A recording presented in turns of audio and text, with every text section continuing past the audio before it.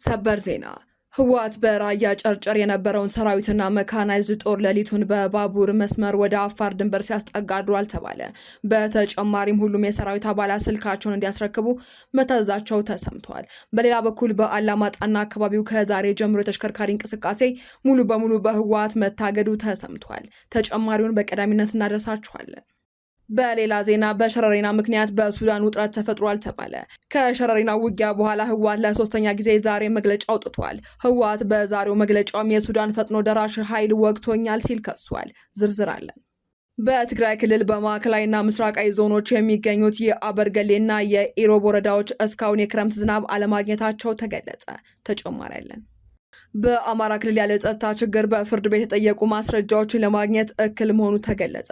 በፍርድ ቤት የተጠየቁ ማስረጃዎች በጸጥታ ችግር ምክንያት ባለመገኘታቸው እልባት ያላገኙ መዝገቦች መኖራቸውን የክልሉ ጠቅላይ ፍርድ ቤት አስታውቋል። ተጨማሪ አለን። ከውጭ በተሰማ ሰበር መረጃ እስራኤልን ከኢራን ሚሳኤል መከላከልን ላቆም እችላለሁ ስትል አሜሪካ አስጠነቀቀች። መረጃውን ይዘናል። ጤና ይስጥልን የአዲስ አምባ ሚዲያ ቤተሰቦቻችን፣ ለሰዓቱ የመራረጥናቸውን አዳዲስ ጉዳዮች ይዘን ቀርበናል።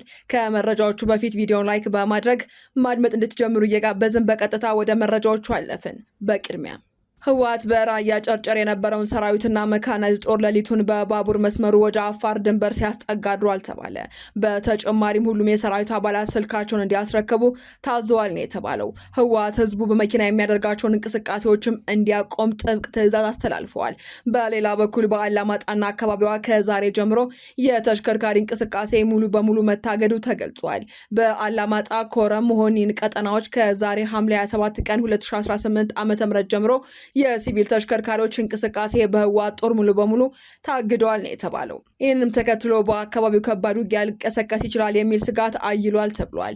የሲቪል እንቅስቃሴ መታገዱን ተከትሎ የህወሓት ታጣቂዎች ንብረቶቻቸውን ለአካባቢው ነዋሪዎች በአደራ እያስረከቡ ወይንም በርካሽ በመሸጥ ወደ ግንባር እንዲገቡ መታዘዛቸውንም ከስፍራው የወጡ ዘገባዎች አመላክተዋል። ትላንት በሁመራ ሸረሪና ህወሓት ከሱዳን ተነስቶ ጥቃት መሰንዘሩን ተከትሎ በራያም ሊደገም ይችላል በሚል ነው የመንግስት የጸጥታ ኃይሎች በተጠንቀቅ ላይ የሚገኙት ተብሏል። በሌላ ዜና በሸረሪና ምክንያት ሱዳን ውስጥ ውጥረት ተፈጥሯል ተባለ። ለ6 ዓመታት የህወሓት ዋና ማዘዣ የነበረው የሸረሪና ወታደራዊ ካምፕ በመከላከያና በተከዜ ዘብ ኃይሎች ሙሉ በሙሉ በቁጥጥር ስር ውሏል ተብሏል። በአየርና በእግረኛ ሰራዊት በተካሄደው በዚህ ውጊያ በህወሓት ላይ ከፍተኛ ሰብአዊና ቁሳዊ ኪሳራ የደረሰ ሲሆን የህወሓት ተጨማሪ ኃይል የማስገባት ሙከራም አለመሳካቱ ታውቋል። የደረሰው ጉዳትና የተያዙ ምርኮኞችን በተመለከተ በወጣው መረጃ የሰው ኃይል ከ195 በላይ ታጣቂዎች መገደላቸውንና ከ176 በላይ የሚሆኑ ደግሞ መቁሰላቸው ተጠቁሟል። በተጨማሪም 121 ታጣቂዎችና አንድ የኮሎኔል ማዕረግ ያለው የሻለቃ አዛዥ ተማርከው ወደ ባከር ማሰልጠኛ ተወስደዋል ተብሏል። የጦር መሳሪያዎች ከ450 በላይ ክላሽንኮቭ ጨምሮ ብሬንዲሽ፣ አርፒጂ፣ ስናይፐር፣ ሞተሮች፣ ሮኬቶችና ከ8 በላይ የሬዲዮ መገናኛ መማረካቸውም ታውቋል። ቁሳቁሶችና ተሽከርካሪዎችን በተመለከተ በፓትሮል ላይ የተመደቡ ዙ23 ወታደራዊና የሎጂስቲክስ ተሽከርካሪዎች እንዲሁም ትራክተሮች የወደሙ ሲሆን ጄኔሬተሮችና ሌሎች ቁሳቁሶችም ተማርከዋል ተብሏል። በሌላ በኩል የሸረሪና ካምፕ መያዙን ተከትሎ በሱዳን ጦር በተያዙ አጎራባች የኢትዮጵያ ይዞታዎች ላይ ውጥረት መንገሱ ተገልጿል። በተጨማሪም ከሸረሪና ውጊያ በኋላ ህወሓት ዛሬ ለሶስተኛ ጊዜ መግለጫ አውጥቷል። ህወሓት በዛሬው መግለጫውም የሱዳን ፈጥኖ ደራሽ ኃይል ወግቶኛል ሲል ከሷል። በፌዴራልና በታጣቂ ኃይሎች በኩል በምዕራብ ትግራይ አቅጣጫ የተከፈተውን ድንገተኛ ጥቃት በሰራዊቱ ሙሉ በሙሉ መመከቱንና የጠላት እቅድ ሳይሳካ መቅረቱንም ህወሓት ገልጿል። በተካሄደው ግጭት የቆሰሉ የጠላት ታጣቂዎች በአየርና በየብስ ወደ ተለያዩ ሀገሪቷ ክፍሎች እየተወሰዱ እንደሚገኙም ጠቁሟል። በመሆኑም ህወሓት ለቀጣይ ውጊያ ራሱን ማዘጋጀቱን ገልጿል።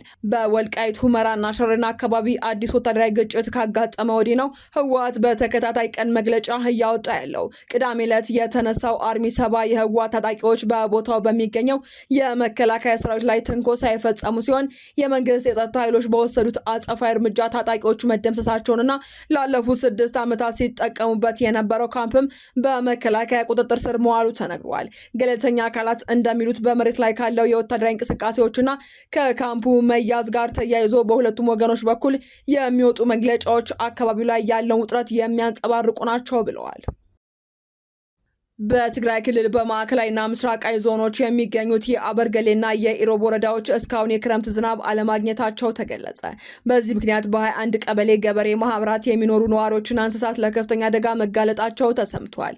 በአበርገሌ ወረዳ የሚገኙ 13 ቀበሌ ገበሬ ማህበራት እስካሁን የክረምት ዝናብ ያላገኙ ሲሆን በኢሮብ ወረዳ የሚገኙ 8 ቀበሌ ገበሬ ማህበራት ደግሞ የክረምት ዝናብ ፈጽሞ አልጀመረም ተብሏል። በዝናብ እጥረቱ ምክንያትም እንስሳት ለግጦሽና መኖ እጥረት ሲጋለጡ ነዋሪዎችም ለመጠጥ ውሃ ከፍተኛ እጥረት እያጋጠማቸው መሆኑ ተገልጿል።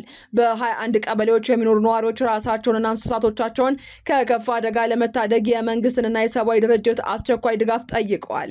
በተለይ በኢሮብ ወረዳ የሚገኙ አንዳንድ ቀበሌዎች ላለፉት 6 ዓመታት በኤርትራ ወታደሮች ቁጥጥር ስር መቆየታቸውን አሁንም ከተከሰተው የዝናብ እጥረት ጋር ተዳምሮ የህዝቡ ስጋት እንዳባባሰው ተመላክቷል።